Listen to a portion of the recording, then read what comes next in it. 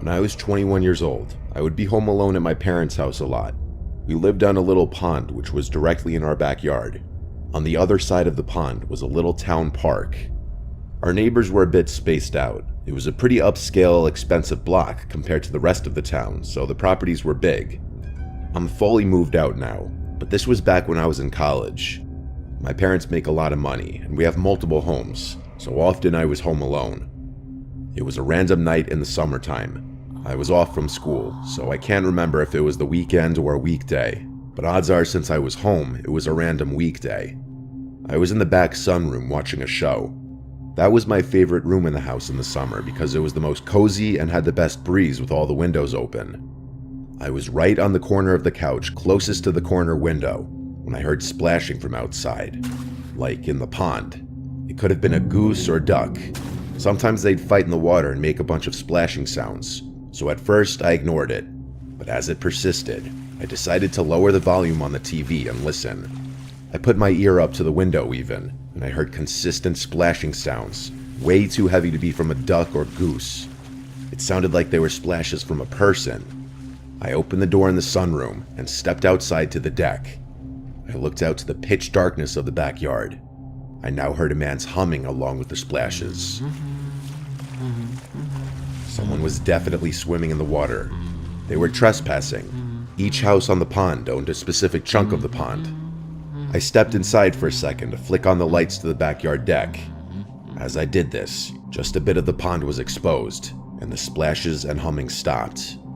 Whoever it was clearly saw me.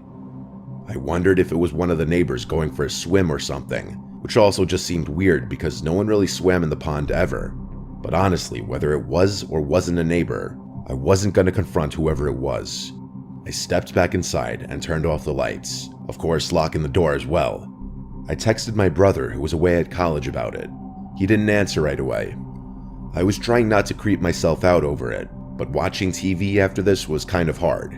I couldn't focus on the show. I looked out the window, but all I could see outside was darkness. I still had the TV on in the background, not realizing how revealing the light from the TV would be outside. And then, I thought I heard something on the deck. I hurried to find the remote and turn off the TV, and as the room went black and silent, it took me a few seconds to adjust, and realize that there was the sound of someone's heavy breathing right outside one of the many windows in the room. I instantly laid down flat on the couch to try and hide myself, and after a short moment of silence, a deep voice from outside the window said, "I see you." My heart dropped into my stomach. I couldn't decide in the moment whether to speak or keep hiding, so I just blurted out, "Paul, is that you?" Paul was the name of one of our neighbors. I said this clinging on to the hope that maybe it was him, and he was just messing with me, but the man outside didn't respond to this. I just heard footsteps walking away. As the barefoot-sounding footsteps faded to silence, I still laid flat on the couch, too afraid to move. I laid for a few minutes, before the thought to go check that all the doors were locked came to mind. I exploded off the couch and ran straight for the front door. It was locked, as was the side entrance door. After a little while longer and texting my entire family about what was going on, my dad told me to turn the backyard lights on and check if anyone was still out there. He basically told me to be the man of the house and protect it. So I listened and checked the back deck through the window. It was clear. I brought a big knife outside with me onto the deck, and I looked down. There were wet footprints that had half dried by then, but I could tell that they were barefoot footprints. I followed the trail of footprints around to the side part of the deck, and what I saw was nightmare fuel. The top part of someone's head, namely their eyes and forehead, was peering just over the edge of the deck from the ground below, looking at me as if he heard me coming and was waiting. As we made eye contact, he turned away, and by now I was ready to call 911. I did so before even telling my parents. I locked myself inside, waiting for them, and when they came, I felt instantly better. They asked if our family had any enemies or people who don't like us, or if we have any problem neighbors. Questions like this. They did do a quick sweep of the property and then left. I decided to shut every window that night and run the air conditioning just for added safety. When I awoke the next morning, I was just delighted to see sunlight. I don't believe that man ever returned to our house, and we still don't know who it could have been.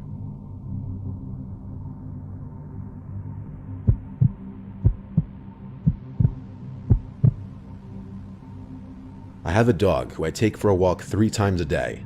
First in the morning, then in the afternoon, and finally at night. I take him on the same route every time, which is through our driveway exit, which leads to a cul-de-sac parking lot for the condominium complex we live in. This will make sense soon as to why I'm telling you this. On the night walk, I always go somewhat late. I'm not sure why, but it's been a habit ever since I've had him, and it's never been a problem for us. Until one night, I begin our final walk of the day and go our usual route. I have a flashlight with me as there are no lights at the parking lot, and I'm listening to music with only one AirPod as I feel it would be for the best just in case I heard something unusual. And I did. As I'm approaching the parking lot, I was hearing something. A voice of some kind that was up ahead of me, but I was completely zoned out in my own world of music as it was happening. But then my mind finally caught up and I stopped. I took the AirPod out and stood still to listen, just to see if I was only hearing things. And then it happened again, a voice that spoke ahead of me, but I couldn't see anyone. So I did the stupid thing and continued to carefully walk forward because I thought it was all in my head. But something didn't feel right about it. I stopped again after a few feet right next to where all of the cars were parked, and I had my flashlight pointed everywhere in front of me. I stayed listening, and the creepiest thing that has ever happened to me yet was hearing a muffled voice of what sounded like a kid say the word help. My heart dropped so fast I couldn't move my legs. I frantically pointed my flashlight everywhere to see where it was coming from. I was sure it was coming from the cars, but I was completely thrown off by this. But there wasn't a kid in sight, or anyone nearby. It was just me and my dog, who didn't seem to notice anything as he was just sniffing some bushes nearby. And then I heard it again. The word help was spoken 3 more times, and it was coming from my left side where the cars were parked. It made me panic even more. I didn't know what to think of it, and I knew I wasn't imagining this when I saw my dog's ears perked up, and he was looking in the same direction I was facing after it happened. And that's when it hit me about how incredibly eerie all of this was. After hearing it multiple times, I realized the kid's voice didn't sound entirely like a kid. I don't know how to explain it, but it was like the mix of an adult and a child at the same time. And each time they called for help, not only was the voice always muffled, but it was spoken in a more generic statement as opposed to a cry for actual help every time. And I mean that literally.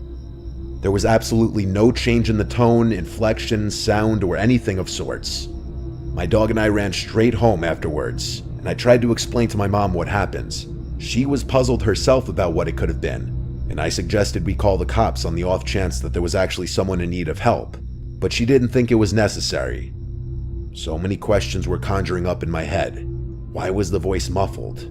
Was there someone in the car that I couldn't see? Or was it something darker waiting for me to move closer? I don't like to think too much about it, but whatever it was, it still makes me feel extremely disturbed to this day. This picture is where I had stopped and taken my AirPods out to listen, and I heard it up ahead on the left. This is where I had gotten closer and heard it on my left side. I'm aware that there's a condo complex on the right side, which some may think the noise was coming from, but it was in this direction facing the cars where my dog and I heard it, and you could see from this point of view that there's nothing to really indicate a noise coming from somewhere else. Also, at the time this happened, the cars that were parked were trucks and SUV types, so they were a lot larger and covering more space, thus making it harder to see from where I was standing. I never figured this out.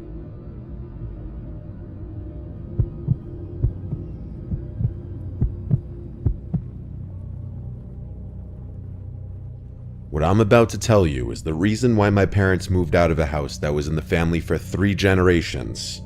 I've struggled with depression most of my life. It's hard for me to shake the feeling of being useless. I'm doing much better now, but when I was a kid, it was horrible. Because of that, I spent a lot of time alone in my room. My house was nestled in a very woodsy area. There were trees on 3 sides of it and a forest separating it from any neighbors. My room was pretty big for a bedroom. It was in the back corner of the house, so the windows on 2 walls faced the woods. It was honestly pretty scary for a kid my age. It didn't help that I was also scared of the dark. Things started happening when I was around 10 or so. I was in the 5th grade, and I was at the age where it wasn't acceptable to sleep in my parents' bed after a nightmare, but I was still accused of having an active imagination. The first thing I noticed was my nightlight. It had different color settings, so if I wanted, I could change the LED around. I liked keeping it on red, which is what I fell asleep to most nights. One night, though, I woke up randomly in the middle of the night, which was unusual for me. I was really tired and fell back asleep in under a minute, but before I did, I noticed that my nightlight was a different color than the red I always left on. I didn't think much of it until about a week later. One morning, I woke up and realized my nightlight was once again not set to red like it always was. I asked my parents why they were messing with my nightlight, but they were confused and told me they didn't know what I was talking about. I explained what had happened to them, and they told me that the thing had always been glitchy. They knew best, so I accepted that answer for a while. At least until one morning after waking up to see my nightlight unplugged completely. It was just sitting there on the floor. Once again, my parents dismissed my concern and told me my brain should be focused on school. My dad said I was getting too old for a nightlight anyway. A few days later, my nightlight was missing completely. It had seemingly evaporated out of existence. Now I knew my parents were lying to me. They probably thought I should have outgrown the nightlight by then and took matters into their own hands. This incident caused a massive fight between them and I since both of us accused the other of hiding it, and neither of us was budging. I couldn't believe my parents would blatantly lie to me about something like this, but there was nothing I could do. After that, things went back to normal for a week. That didn't last long though. 3 nights in a row, I woke up randomly in the middle of the night. Each time, I had no idea what was waking me up. After it happened a 4th time in a row, I told my parents. They told me that I was going through puberty and that changes to my body are natural. The next time it happened, I stayed awake instead of falling back asleep. A few minutes after I woke up, I heard faint rustling noises from my closet. My parents didn't believe me. My dad even checked my closet, and there was nothing in there besides old toys and posters. The next 4 days remained the most traumatizing nights I've ever experienced in my life. I'd been woken up only to hear rustling in my closet. It was torture. I couldn't take it anymore. I begged my parents to believe me, and my dad got angry. He dragged me to my closet to prove there was nothing in there. He started throwing toys around my room, clearing the closet bit by bit, yelling at me the whole time. That is, until he pulled one of the posters off the wall. My mother and father stared in horror at the massive hole in the wall the posters had concealed. My mom started screaming, and my dad pulled out a flashlight.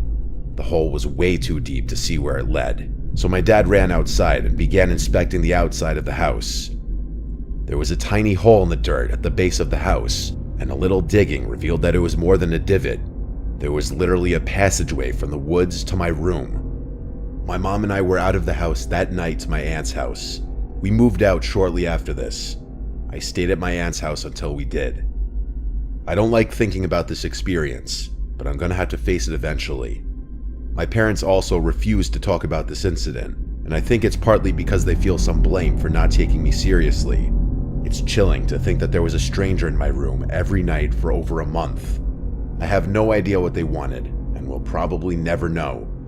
If your kids come to you with something that sounds abnormal, believe them.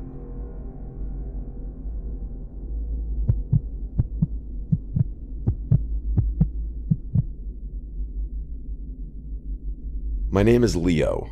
To be completely honest with you, I'm a little lost in life right now. I won't get into it too much, but all you need to know is that my family situation is horrible. And for the past 3 years, I've tried to stay as far away from home as possible. My close friends from high school have been changing in ways I don't like, and I feel like my hometown has nothing to offer me anymore. I'm about to be a senior in college, and to be completely honest, I have absolutely no idea what I'm going to do with my life after that. Enough with the sob story, though. I was in Berlin last year for whatever reason, probably searching for a sense of place or trying to find a direction in life. I remember the name of the bar I was in, Reduya. I was there alone, nothing I'm not used to. I was getting ready to leave when I felt around my pocket and realized my apartment keys were missing. Just my luck. I stumbled out of the bar and began walking toward my apartment anyway. The whole thing was locked up. There was no way I was getting in there, and it was way too late at night to get a replacement set. I'm not sure what most people would do in a situation like this, but my first thought was to start looking for a place to sleep. As if my luck wasn't bad enough, it started raining. Eventually, I decided to sleep under a nearby bridge. I didn't even know where I was, but I was out of the rain and safe, so I was happy. As I was drifting off, I began picking up on some faint voices coming from across the river. I sat back up and saw what looked like 5 men standing on the opposite side of the river along with a little boat that was tied off. They didn't seem to notice me. It took me less than a minute to realize what I was watching. There was an honest-to-God drug dealer or something going down right in front of me. My German isn't great, so I wasn't really able to make out what they were saying, but several briefcases and duffel bags were exchanging hands, so I filled in the blanks myself. I thought about finding a new spot, but I didn't want to draw attention to myself by moving. I figured I'd just wait for this to be over, then leave. All of a sudden, one of the men yelled something aggressively in German and pointed a gun at one of the other men. There was a brief moment of silence before the other guy put his hands up and began talking really quickly. It looked like he was being set up. The other men stripped the man at gunpoint of his clothing and started confiscating his belongings. I didn't feel safe there anymore and got up slowly to move. As I did, I heard one of the men shout what roughly translates to, "There's someone there." I started running, not even turning to look at them. They shouted more things at me, but the only words I was able to understand were, "Don't shoot." I ran until I threw up and nearly passed out due to drunken exhaustion. There was no way they'd be able to catch me, but they could have easily killed me. Sometimes I still think about how I could have lost my life that night if those men had decided to fire at me. Sometimes I feel like I'm fated to run forever.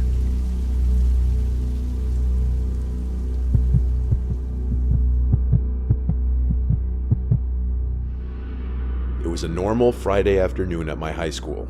I was walking down a hallway with my friend Emma as she talked about God knows what. I was just trying to get through the day because I honestly had a lot to deal with at home as well as at school, being that my foster parents weren't the nicest people to say the least. As we walked past the lunchroom, I suddenly had to use the bathroom. I asked Emma if she had to go. She said no and that she would wait outside for me. I went into the bathroom and immediately noticed no one else was in there. I thought to myself, that was weird, because out of the multiple bathrooms in the school, this one was always packed at any given time. I shrugged it off and went into a stall, and a few seconds after getting in the stall and sitting down, I heard the bathroom entrance door open and shut abruptly and someone entering the bathroom, but I didn't hear them move after entering. I didn't think anything of this. It wasn't really anything out of the ordinary. Maybe it was someone hiding from an admin. I went about my business. I stood up to button my jeans and read the writing on the bathroom wall. There was a bunch of random quotes and rants about teachers. Then I heard the door open again, and I assumed whoever was in here had left.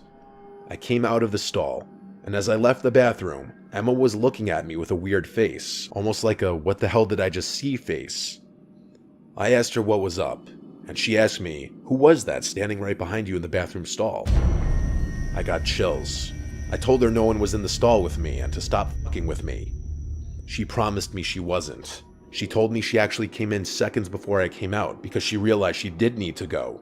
But then she saw someone else in the stall, standing with their shoes touching the back of mine. That's how close they were behind me in the stall. And she said she left immediately, not wanting to witness whatever was going on. I reiterated again I was the only one in the stall. However, I had heard someone come in, but I never heard them use the bathroom, and I had assumed they were hiding from an admin. That's when she told me no one went near the door until she came in seconds before I came out. I didn't believe in the paranormal, but this made my stomach sink. I found an admin and told her about it, and she pretty much tried to assure me that it didn't happen, that Emma was probably just messing with me. But Emma was never one to take things seriously or be serious in general, so when she looked me in the eyes with a serious face and told me word for word what she saw, I felt like it actually happened, and something really was in there with me, along with the fact that I heard the bathroom door open and close twice. I'm 18 now, and I haven't forgotten it since.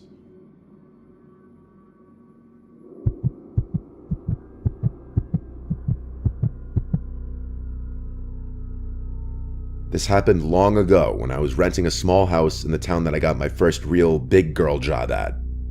It was a small one-floor house with 2 bedrooms, 1 bathroom, and just enough living space for myself and occasionally hosting some people. I had been living there for a few weeks already. All was fine. The landlord, who I'll just call Michelle, was really friendly and understanding. I think she rented to me because she didn't want a male renting out her house. I'll skip unnecessary details and get right to the point. Something very weird started happening a few weeks into living there. One regular work night, I got a knock at the door. I went to the other side and said, "Who is it?" and no one responded. I didn't open it. No one should be knocking on my door late at night. It was early the next morning. I had finished getting ready for work and was about to leave. I opened my front door and saw a big post-it note taped to the storm door. It said, "Hello, beautiful." I right away remembered the knocks on the door from last night. It was no doubt the same person, but the big question was, who could it be?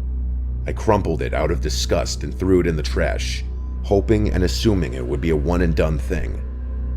It was that night that I got another knock at the door. This time a little earlier, while I was cooking dinner. I went over to the door, this time not saying anything, just listening. There was no peephole or glass to look through to the other side.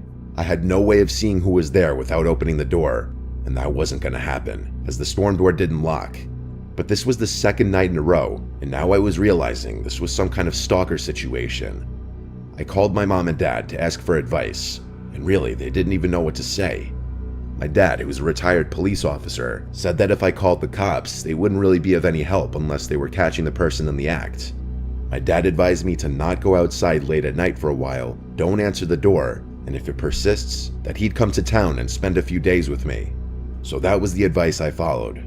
The next morning, the first thing I did was check the storm door for another note, and part of me died inside when I saw another note stuck to the glass.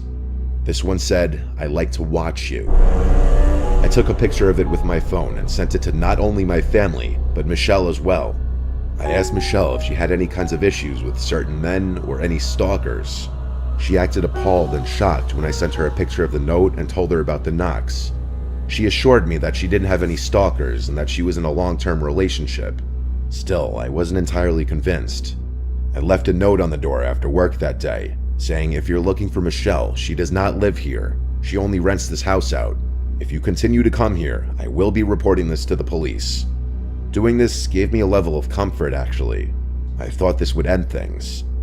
That night, every waking minute was spent with anxiety, worrying about hearing knocks at the door again. To my relief, there were none tonight. I went to sleep in relative peace, thinking my note worked. The next morning, I opened the door and removed my note from the glass, but then realized it wasn't my note. It was a new note, and it said, "I'm not looking for Michelle, I'm looking for you." And then it said my name, followed with, "I like watching you," like it said in the previous note. I sent it to my dad right away. I felt seriously ill. My dad packed a bag and drove up first thing. He was at my house by the time I got home from work. And work that day was rough because I couldn't think of anything except for this horrific situation. I even wondered if someone in my office could have been doing this, like this creepy guy Fernando. My dad and I waited to call the police together until later in the night when we figured whoever was doing this may be hiding out there already.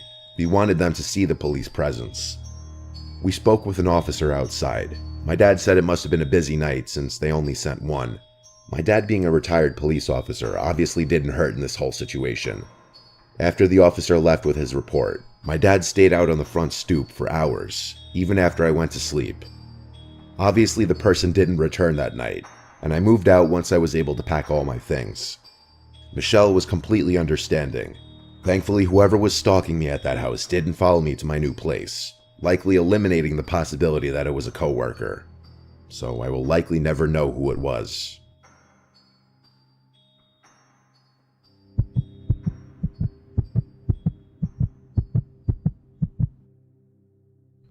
I'll be honest with you, I've probably spent more time chasing women than I'd like to admit.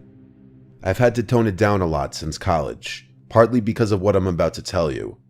I went to school in California, and while I haven't been back in a while, when I was there, the culture was very open. And when I say open, I mean sexual. This honestly could have been true for other colleges in other states at the time, but I really wouldn't know. It was my sophomore year, and I had just finished pledging the fraternity Pike. About halfway through the semester, though, I was getting sick of only talking to sorority girls that seemed to know half the guys in every frat. It was honestly a little gross, and I started developing a fear that every girl I was interested in had been with several people I personally knew. I tried my luck and created a Tinder profile. It wasn't long before I matched with someone whose interests seemed to match mine. We started talking, and things were going well. After a few days, we made plans to meet up at a local college bar called Tap House on a Saturday night. This was actually my favorite bar in the area because it had pool tables and I had been clearing racks since I was 10 years old. I remember getting there a little early so I could secure a table and warm my muscles up a bit. An hour passed though, and I came to terms with the fact that I had probably been stood up. I was trying to decide whether I should salvage the night or just go home and play online chess when I got a notification. To my surprise, it was Yamel, the girl I was waiting on, telling me she had just arrived. I greeted her, and she apologized for being late. We got some drinks, played some pool, and got to know each other. She was Latina and a heavy drinker, so I got plastered just trying to keep up. At one point, she asked for my Instagram, which I gave to her. 10 seconds later, I found myself staring at a collection of explicit photos she had just sent me. I was confused, but in my drunken state, I wasn't going to complain. Before I could even respond, she told me, "Your turn," which I figured could only mean one thing. Honestly, if I hadn't been so drunk, I probably would have questioned why we were sending pictures to each other when we were literally 5 feet apart, but I didn't have the foresight. I complied with her request. We laughed about the whole thing, and that was that. A few hours later, things at the bar were starting to wind down. I was planning on inviting her to my place, but she beat me to it, asking if I could spend the night at hers. I agreed, and we left the bar. I couldn't even walk in a straight line. It was honestly embarrassing. We Ubered to her apartment, which was actually in Oakland, something I hadn't realized before. Honestly, red flags should have been going off in my brain the moment we crossed into Oakland. She unlocked the door of her apartment and stepped aside so I could go first. I took a few steps inside and heard the door shut behind me. It was pitch black in there. As I was turning around to ask her to flip some lights on, the room lit up. To my horror, I wasn't facing a harmless 5'2" girl anymore. Instead, 2 massive bald dudes with tank tops were standing in front of the door with their hands clasped. I turned around, and there was another white bald dude in front of me. I wish I could tell you more about the room I was in, but it was honestly difficult for me to recall small details of that night. I couldn't fight or flee, so I just froze. The guy in front of me began telling me my own name, birthday, and age. He then went on to say that the girl I had just gone out with was 17, meaning I had received and sent explicit pictures to a minor. He then suggested that I do what I was told, which I did. The 2 guys behind me confiscated my phone, wallet, and keys, all of which I gave up without a fight. I asked the guy in front of me what he wanted, and he basically told me that he was a major distributor of illicit substances in Northern California. He told me that I'd be outed as a pedophile if I didn't distribute his product to my fraternity and university. I wish I could remember more specifics. The 2 men behind me then gave me a piece of paper and told me to write down my address, followed by a list of names and numbers for as many students as I knew.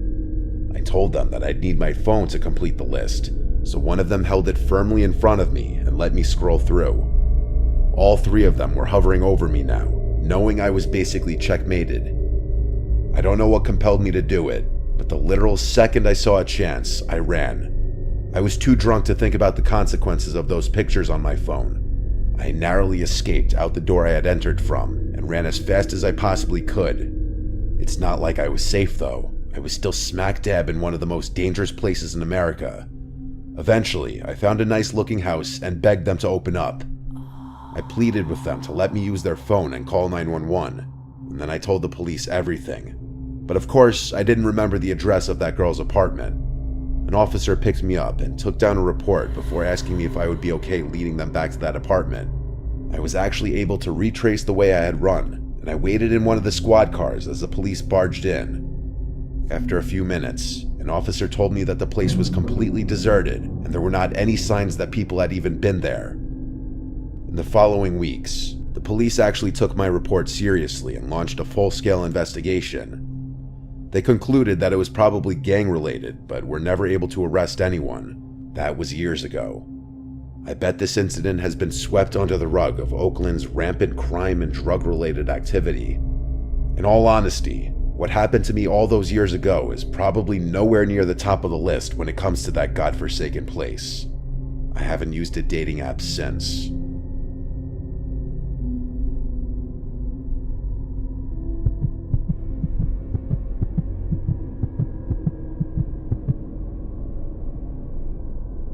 I've been smoking cigarettes every day for years. Before you judge me, let me just say that I recently started seeing a therapist for my nicotine addiction. Unfortunately, it hasn't helped much. The only thing worse than my nicotine addiction is my sleep schedule. I don't know what it is. I find myself staying up hours past midnight and rarely get out of bed before noon. While I'm trying to fix these parts of my life, they're extremely relevant to what I'm about to tell you. It began a few months ago. I was standing on my balcony, like I do most nights, smoking a cigarette. I live in a really secluded neighborhood. It's not like the houses around here are right next to each other. Despite this, I have a neighbor whose fence I can see over if I'm standing on my balcony. I'm not nosy or anything, but this particular night, I was looking into his yard. I had never met the guy, but I assumed he lived alone since there was only ever a navy blue BMW parked in his driveway. But not this night, though. There was a black van I'd never seen before sitting in front of his house. I didn't make anything of it, just noting the coincidence to myself. The next night, though, I made it a point to pay attention to his yard, and the same black van was parked there again. I didn't assume something sinister was going on. I was more intrigued than anything. The following morning, I went up to my balcony and looked into his yard. The van was gone. For the remainder of the week, I made a game out of observing the van at night, theorizing its purpose. I said I wasn't nosy, but I sure am obsessive. It's actually the main reason most of my friends drifted out of my life. I wasn't going to do more than observe, though. It wasn't my business or place to poke around further. That is, until one night, when I saw something that completely changed my perspective of the situation. I was up later than usual. It was maybe 5 in the morning. The van was there, as it had been the past several nights. I was smoking my last cigarette when my neighbor actually walked outside, something I hadn't seen yet. I watched as he made his way to the van, carrying what appeared to be a long black bag. It almost looked like a set of golf clubs, only much heavier. After opening the van's sliding door, he delicately placed the bag inside. He promptly got in the driver's seat and sped off. I was dumbfounded. I had absolutely no idea what he could have been carrying. I was exhausted though, so I figured I'd think about it more the next morning. The next day, I decided that I'd go out on my balcony a little earlier and wait for the van to arrive at his house. I brought my laptop up there so I could get some work done and wait. It was around 10 p.m. and the van wasn't in the driveway, but around 1 a.m. the van pulled in. I quickly shut my laptop and watched. Nothing happened for a good several minutes, like the van just sat there, engine running and all. After about 5 minutes, the driver door opened and there he was. I watched as he went around to the side of the van, then slid the door open and pulled out the same bag that he had put in the night before. He seemed to be struggling this time around, visibly trying not to crack under the weight of whatever was in there.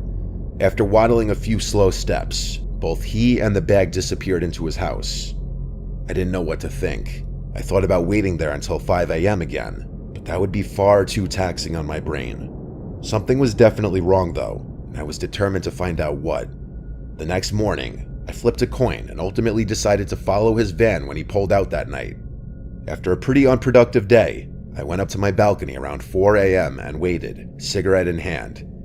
As soon as I saw movement in his driveway, I rushed downstairs, grabbed my keys, and got in my car.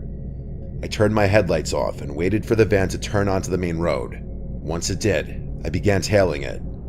After 20 minutes of driving, he pulled onto a dirt path that looked like it led into the woods. It did. I followed, and the woods actually started thinning up a bit. It seemed like this path had once been a main road or something. We drove for another few minutes before I realized what his destination was. There was a deserted gas station literally tucked away in some clearing in the woods, and right in front of it was the BMW I'd always seen parked in his driveway. I feared I was getting too close, so I turned my car around and parked across the street from the dirt road. I must have waited there an hour. His BMW finally pulled out of the clearing. Nervously, I started driving back up the path, not sure what I'd find. I pulled over on the side of the road and started walking towards the gas station. It was eerie. The front door was locked. I walked around to the side. That was locked as well. So was the back door. I needed to know what was inside. There was a row of windows that I tried to open, but none of them would budge. Against my better judgment, I picked up a rock and slammed it into one of the windows. It shattered pretty easily, but there must have been a security system in that place because alarm bells started blaring. I sprinted back to my car, the whole time wondering why an abandoned gas station would be rigged with an alarm system. As I sped out of there, I called 911 and gave them a vague description before hanging up. I got back to my house and ran inside, my heart still racing.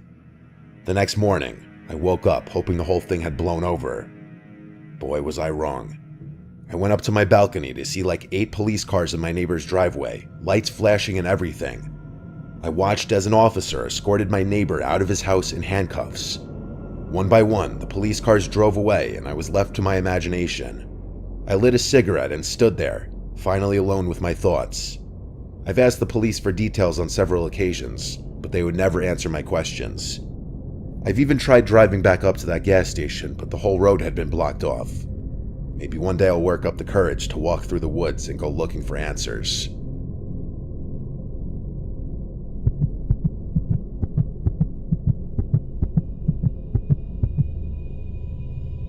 I'm not somebody who grew up with any kind of sleep disorders, such as sleep paralysis or night terrors. I've always been a very heavy sleeper, so that's why when what I'm about to tell you started happening, it was a shock to me. We all have the occasional nightmare.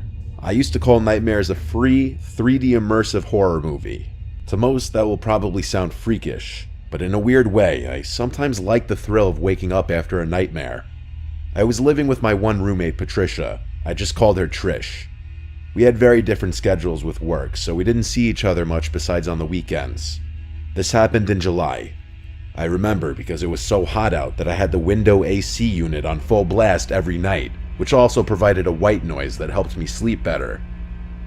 It was the first night that I had the nightmare, a few days after my ex and I had broken up, and life wasn't exactly the best. I had a dream that I vaguely remember for the most part, but the part that I vividly remember is being in a room full of my family members sitting quietly around a dinner table, and standing across the table from me was what I could best describe to be a creature that looked like one of the aliens from the movie Signs, only with horns and claws. It looked like what you'd imagine a sleep paralysis demon to look like, only I was still fully asleep and dreaming. The next thing I knew, the thing was standing next to me, looking down at me. I started to run away in my dream until I was in my room, or I guess my brain's version of my room. That was the last of that dream I remember before waking up.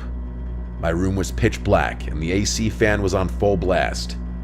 My heart was racing a bit from the dream, and I sat there thinking, wow, that was a creepy dream. I looked around the room naturally before laying back down and going to sleep. The following night, I woke up in the middle of the night to my bedroom door open, which I usually 99% of the time would leave shut unless I was drinking. My immediate thought was that it was Trish checking if I was home. I went up to go shut it and went back to sleep fairly quickly. I asked Trish if she came in my room the next day via text, and she told me she did not. So it was always possible I just took a midnight trip to the bathroom or kitchen that I didn't remember. It was the following night that I had another nightmare. That same demon creature from my previous dream appeared again in this one. This one was a lot more disturbing. Instead of being with my family, I was in a dark, square, empty room with the thing, and it kept getting closer to me. Oddly, I don't remember the thing actually moving its limbs to walk. I just remember that it kept getting closer and closer until it was on top of me. And then, like I couldn't even move, the thing took a claw to my thigh and scratched me, and I actually think I felt the pain in my dream. Then, the next thing I remember is waking up. I don't mean I woke up right after that. I mean I don't remember what happened after that in the dream. But it was dark in the room once again, AC on full blast. I felt a slight stinging feeling on my upper thigh. I felt it with my hand, and I actually felt like I felt something on the skin. I rushed to the bathroom and looked in the mirror, and I screamed out loud when I saw a gash in my thigh. I went to Trish's room and turned on the light, waking her up. She asked how the fuck I got that, and I screamed I don't know. We went to my room together and flipped off all the sheets and covers off the bed, looking for any kinds of bugs or spiders or any sharp object I could have laid down on, which, yes, I understand makes no sense, but what else were we to think? Trish then looked at me and said, "Wait," and put her finger to her lip. She turned off my AC unit, and for the first time in days, the room went quiet. It all became sickeningly clear in an instant, as we both heard a sound from under my bed. The kind of faint sound that you sense from another person just existing in the room. I'm impressed at both of our ability to not scream right on the spot as we both looked at the bed and then at each other, and then left the room and then the apartment. We knocked on the neighboring apartment door until he answered. We asked him for help. Someone was in our apartment. He was an older guy, so I don't think we expected him to go fight some stranger in our apartment. He let us use his phone to call 911. At some point while waiting for the police, we heard a door outside slam shut. It sounded like our door. None of us could look out the window in time to see who it was. When the police got there, we confirmed the intruder was gone. We did leave all the lights on in the apartment when we ran away though, and left in a rather sudden fashion, so the intruder definitely knew that we knew. And then came the reflection I had of my dreams, and what they actually meant. That demon in my dreams was supposed to be him, even in the first dream. And with my door being open that night, that means he or she may have been roaming around our apartment at night, possibly eating our food.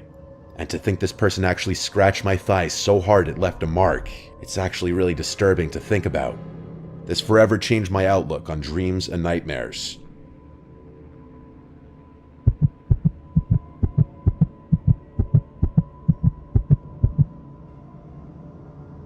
This happened when I was a little kid living in our old house in Suffolk County, Long Island. I'm gonna say I was about 6 or 7 years old.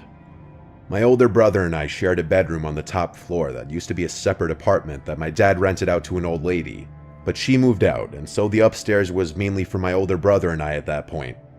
The layout was as follows. At the top of the stairs, on the left was our bedroom, which used to be the old woman's living room. Straight ahead was the bathroom, and to the right was an extra kitchen and a small bedroom. We had a million toys in our room, as the room itself was huge, and it also had 2 parallel crawl-in closets on opposite sides of the room where we stored a million other toys and board games and stuff like that. There was one toy though, a race car with a bunch of buttons on it. The buttons would make the car's lights turn on momentarily and play varying sound effects such as honking, revving, and driving sounds, and a little rock song. It was a toy we had for like ever, because it was originally a gift from my brother when he was a little younger. It was a random night. My brother and I were both in bed, not yet asleep, when suddenly, like a jump scare from a scary movie, the loud revving sound of that car toy suddenly activated, along with the lights of the car in the middle of the room. I looked at the car and instantly got scared and accused my brother Luke of doing that to scare me. He was laughing hysterically, saying he didn't do it.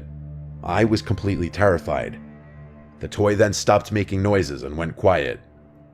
I was extremely unsettled, as any little kid would be, but nevertheless, time marched on and I fell asleep. It wasn't for a while until something else happened. One night, when Luke and I were both in bed again, we both heard a weird thud in the room. Luke insisted on trying to creep me out, saying there was a ghost in the room or something, and I kept yelling at him to shut up or I'd get Mom. He kept laughing until we both noticed a light in the corner of the room. It was the toy car again. I got out from the bed and ran straight down the stairs yelling for my mom. I got to my parents' room and yelled there's something in our room. I'm sure I gave a little 7-year-old spiel about how there's a ghost in the room, hearing a thud and the lights on the toy car turning on. Luke entered the room, and my mom defaulted to telling him to knock it off if he's trying to scare me. He said how could he turn the lights of the car on from his bed? I slept in my parents' room that night because I was too scared to sleep upstairs. It was a long while after that night and nothing happened. Not until one night. Luke was not in the room. My guess is he was having a sleepover with one of his many friends. I was sleeping in the room by myself that night. I had long since tucked that car away in the small bedroom across the hall because it freaked me out. After my mom kissed me goodnight, I asked her to keep the door open since I was always scared when I was alone in the room. I rolled on my side and tried to go to sleep. But being that I was scared of being alone, I had a hard time getting tired that night. I felt wide awake. Then, there was a sound I can't explain that came from down the hall. I flipped over to face the door, and the toy car rolled into the room with its lights on. I let out a scream straight from the bottom of my stomach as I cried for my mom and pressed my body up against the wall. Moments later, my parents both came up the stairs into the room, noticing the car on the floor. I screamed that someone pushed the car into the room. My dad went to go check the other rooms, but said there was no one there. There weren't any places to hide up there besides the closets and under the beds, and my dad checked all of them. I don't know what my parents thought in that moment. On one hand, they probably thought the toy was malfunctioning or it's just my imagination. But on the other hand, I think they were also slightly freaked out. That toy car didn't have a feature to move on its own. My dad smashed the toy and threw it in the neighbor's trash to make me feel better. I slept in their room for a while until my dad forced me back upstairs eventually. This story is the reason why I believe in the paranormal and something after death.